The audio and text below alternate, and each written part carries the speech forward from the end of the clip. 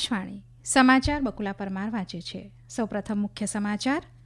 દેશ આ વર્ષે ટીબી મુક્ત રાષ્ટ્ર બનવા માટે ઝડપથી આગળ વધી રહ્યો છે. સંસદમાં ખેતી અંગેની ચર્ચામાં ભાગ લેવા કેન્દ્રીય મંત્રી શિવરાજસિંહ ચૌહાણની વિરોધ પક્ષોને અપીલ. ભારતે વર્ષ 2030માં ગુજરાતના અમદાવાદમાં રાષ્ટ્રમંડળ રમતોનું આયોજન કરવા બોલી લગાવી.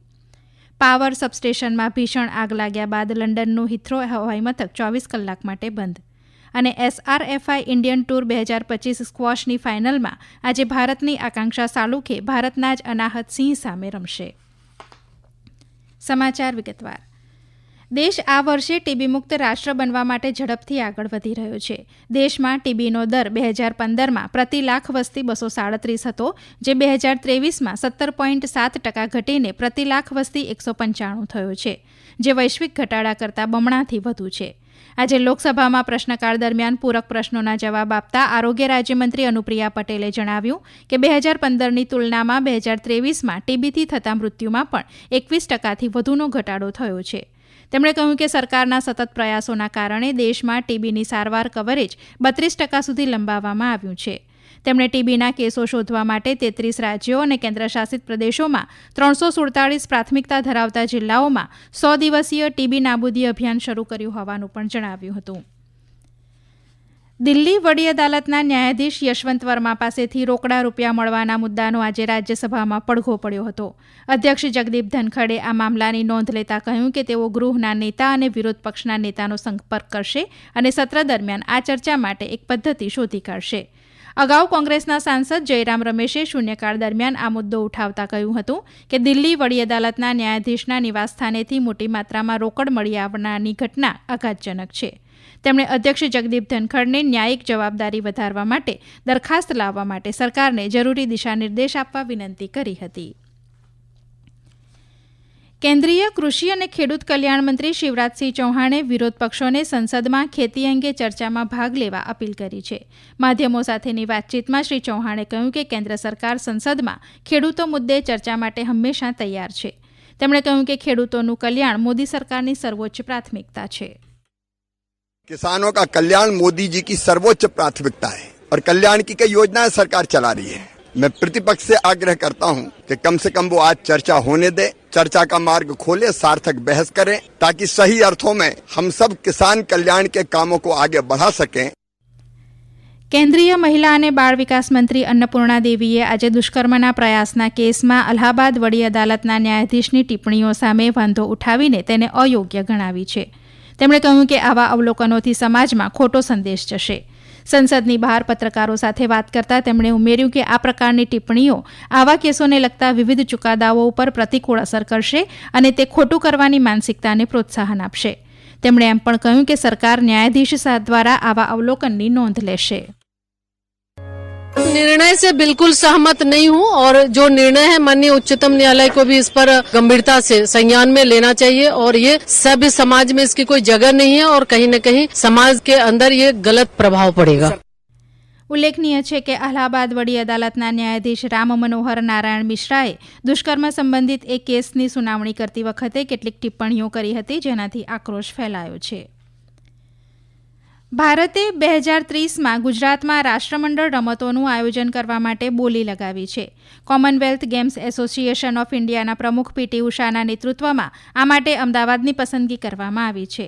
આ પગલું 2036માં યોજાનાર ઓલિમ્પિક રમતોત્સવ માટે બોલી સહિત મુખ્ય આંતરરાષ્ટ્રીય ઇવેન્ટ્સને સુરક્ષિત કરવાની ભારતની વ્યાપક મહત્વાકાંક્ષા સાથે સુસંગત છે. PT ઉષાએ કોમનવેલ્થ ગેમ્સ ફેડરેશન દ્વારા ભારતનો પ્રસ્તાવ સ્વીકારવામાં આવ્યો હોવાનું કહ્યું હતું. તેમણે 2023માં ICC મેન્સ ક્રિકેટ વિશ્વકપની ફાઇનલ મેચ અને તાજેતરના કોલ્ડ પ્લે કોન્સર્ટને ટાંકીને મોટા પાયે ઇવેન્ટ્સનું આયોજન કરવામાં અમદાવાદની ક્ષમતા હોવાનું જણાવ્યું હતું. સીમાંકન અંગેની પહેલી બેઠક આવતીકાલે તામિલનાડુના ચેન્નઈ ખાતે યોજાશે. DMK નેતા અને મુખ્યમંત્રી MK સ્ટાલિનના નેતૃત્વમાં આ બેઠકમાં આંધ્રપ્રદેશ, કેરળ, કર્ણાટક, તેલંગાણા, ઓડિશા અને પશ્ચિમ બંગાળના વિવિધ પક્ષોના રાજકીય પ્રતિનિધિઓ અને નેતાઓ હાજરી આપશે. ચર્ચાના પ્રથમ રાઉન્ડમાં સંઘવાદ અને સીમાંકનના મુદ્દાઓ સહિત અનેક એજન્ડા રહેશે.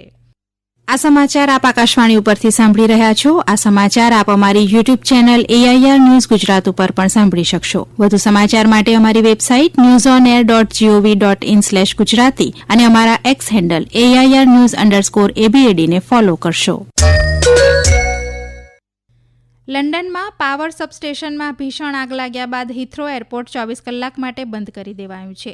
આગના કારણે વીજળી બંધ થઈ જતાં 16,000થી વધુ ઘરોમાં અંધારપટ છવાયું છે. વીજળી ગુલ થવાના કારણે વિશ્વના સૌથી વ્યસ્ત એરપોર્ટ પૈકીના એક ઉપર કામગીરી ખોરવાઈ ગઈ છે અને વિમાનોની અવરજવર ઉપર માઠી અસર થઈ છે. આજે સવારે સોશિયલ મીડિયા પોસ્ટમાં એરપોર્ટ ઓથોરિટીએ મુસાફરોને મુસાફરી ન કરવાની અને વધુ વિગતો માટે તેમની સંબંધિત એરલાઇન્સનો સંપર્ક કરવાની સલાહ આપી છે. સ્થાનિક મીડિયા અનુસાર 150થી વધુ લોકો પણ અન્યત્ર ખસેડાયા હતા. SRFI ઇન્ડિયન ટૂર 2025 સ્ક્વોશની ફાઇનલમાં આજે ભારતના આકાંક્ષા સાલુખે ભારતના જ અનાહત સિંહ સામે રમશે. આ મેચ બપોરે 2:30 વાગે શરૂ થશે. આકાંક્ષાએ જોશના ચિનપ્પાને હરાવીને ફાઇનલમાં સ્થાન મેળવ્યું છે, જ્યારે 17 વર્ષના અનાહત સિંહે સેમીફાઇનલમાં દક્ષિણ આફ્રિકાના હેલે વાર્ડને હરાવ્યા હતા. પુરુષ વર્ગની ફાઇનલમાં આજે ભારતના વીર ચોટરાણી ફ્રાન્સના મેલ્વિન સાઇની મેગ્નિકો સામે રમશે. વીરે ગઈકાલે સેમીફાઇનલમાં શ્રીલંકાના રવિન્દુ લક્સીરીને હરાવ્યા હતા. પંજાબમાં કટ્ટરપંથી ઉપદેશક અને લોકસભા સાંસદ અમૃતપાલ સિંહના 7 સહયોગીઓને આજે ભારે પોલીસ બંદોબસ્ત વચ્ચે અમૃતસરના અજનાલાની કોર્ટમાં રજૂ કરવામાં આવ્યા હતા. કોર્ટે તેમને 25મી માર્ચ સુધી પોલીસ કસ્ટડીમાં રાખવાનો આદેશ આપ્યો છે. તેઓ રાષ્ટ્રીય સુરક્ષા કાયદા હેઠળ આસામની દિબ્રુગઢ જેલમાં અટકાયતમાં હતા. તેમની મુક્તિ પછી ગઈકાલે 2023માં અજનાલામાં એક પોલીસ સ્ટેશન ઉપર હુમલાના કેસમાં રાજ્ય પોલીસે તેમની ફરીથી ધરપકડ કરી હતી અને ગઈકાલે સાંજે તેમને પંજાબ પાછા મોકલવામાં આવ્યા હતા. પંજાબ સરકારે કડક રાષ્ટ્રીય સુરક્ષા કાયદા હેઠળ તેમની અટકાયત લંબાવવાનો નિર્ણય લીધો નથી.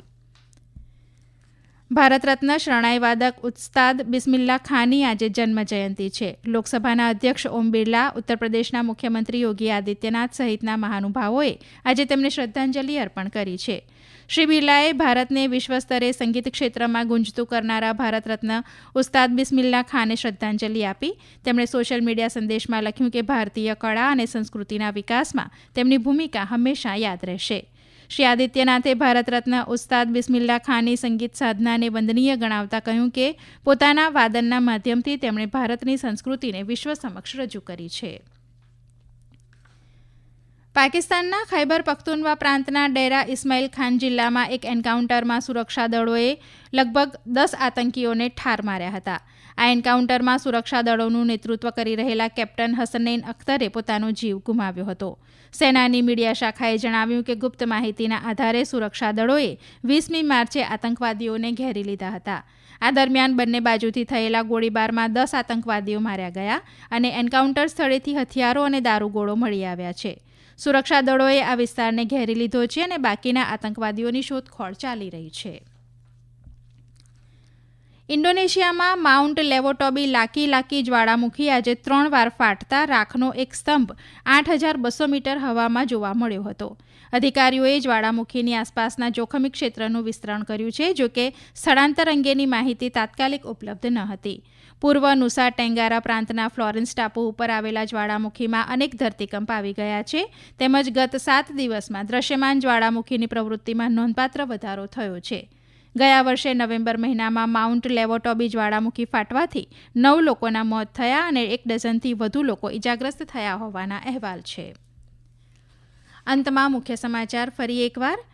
દેશ આ વર્ષે ટીબી મુક્ત રાષ્ટ્ર બનવા માટે ઝડપથી આગળ વધી રહ્યો છે. સંસદમાં ખેતી અંગેની ચર્ચામાં ભાગ લેવા કેન્દ્રીય મંત્રી શિવરાજસિંહ ચૌહાણની વિરોધ પક્ષોને અપીલ.